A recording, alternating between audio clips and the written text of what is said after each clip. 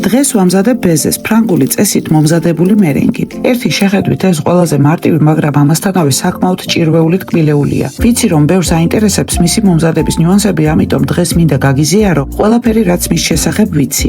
ადრე მიიჩნევდნენ რომ ცილა აუცილებლად ცივი უნდა ყოფილიყო, რადგან ასე მასა უფრო სწრაფად ითქვიფება. დღეს კი ვიცით რომ ოთახის ტემპერატურის ცილა ქმნის უფრო დიდ მოცულობას და უფრო სტაბილურ სტრუქტურას. ცივი ცილა სქელია და უჭირს აერის ბუშტუკების მიღება. თბილი კი უფრო ელასტიურია, თუმცა წარსულში ცივი ცილებითაც იდეალური მერენგა გამოდიოდა და შესაძლოა უფრო უკეთესიც. ამის მთავარი საიდუმლო არა ცილების ტემპერატურა, არამედ ათქვეფის მეთოდი ყოფილა. ხელის ათქვებით ნელი, ხანგრძლივი და კონტროლირებადი თქვეფა საშუალებას აძლევს ცილას თანდათან მიიღოს ჰაერი და შექმნას მტკიცე, სტაბილური სტრუქტურა. მიქსერს კი ცილაში ჰაერი ძალიან სწრაფად და აგრესიულად შეყავს. ასეთ რეჟიმს ცივი ცილა ვერ უძლებს და ირღვევა, ხოლო ოთახის ტემპერატურის ცილა უფრო ელასტიურია, უკეთ იტანს ინტენსიურ თქვეფას და ქმნის სტაბილურ მოცულობით მასას.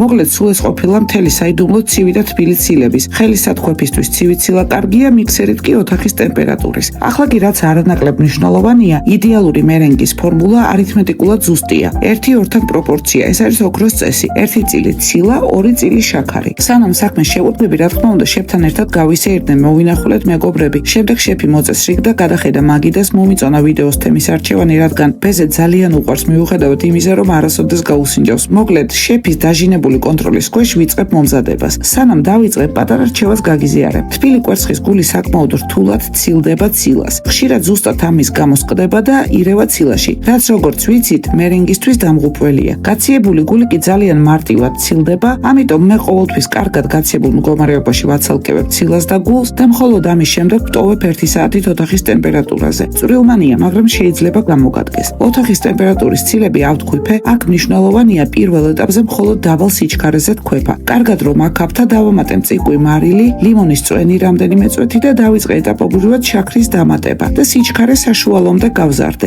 შაქარი თუ ძალიან მსხვილია, ჯობს ბლენდერში რამდენიმე წამით გატარება. არ არის აუცილებელი წმინდა პუდრის მდგომარეობამდე მიყვანა. მეტიც, ჩემი გამოცდილებით წვრილმარცვლოვანი შაქრით მერენგა უკეთ ამოდის ვიდრე პუდრით და ფორმასაც უკეთ იჭერს. ყოველი კოვზის დამატების შემდეგ ვთქვებ 10-20 წამი მაინც და მხოლოდ შემდეგ ვამატებ მომდევნო კოვს. ასე ვაგრძელებ, სანამ შაქარი არ გათავდება. ბოლოს რამდენიმე წამით ვთქვებ მაქსიმალურ სიჩქარეზე, მერენგი მზად არის, მაშინ როცა სათქვეფის ამოღებისას ასეთ ნისკარტს იკეთებს და ფორმას არ კარგავს. გადამაქვს საცხობ ლანგარზე, მე კოვზით ვაძლევ სასურველ ფორმებს და ვაშრობ წინასწარ გახურებულ კარშეღებულ ღუმელში 120 გრადუსზე დაახლოებით 2-3 საათამდე დასჭირდა ჩემთან, მოკლედ სრულ გამოშრობამდე. შემდეგ ვტოვებ გასაგრილებლად გათიშულ ისევ კარშეღებულ ღუმელში და ხრაშუნა კარგად გამომშრალი ბეზე მზად არის. თუ ბეზეს გამოცხობისას რამე ისე არ მიდის და არ გამოგდის, გირჩევ ასე მოამზადო და აუცილებლად მიიღებ იდეალურ შედეგს. მადლობა რომ მიყურე ბოლომდე. თუ მოგეწონა, არ დაგავიწყდეს ჩემი გამოწერა.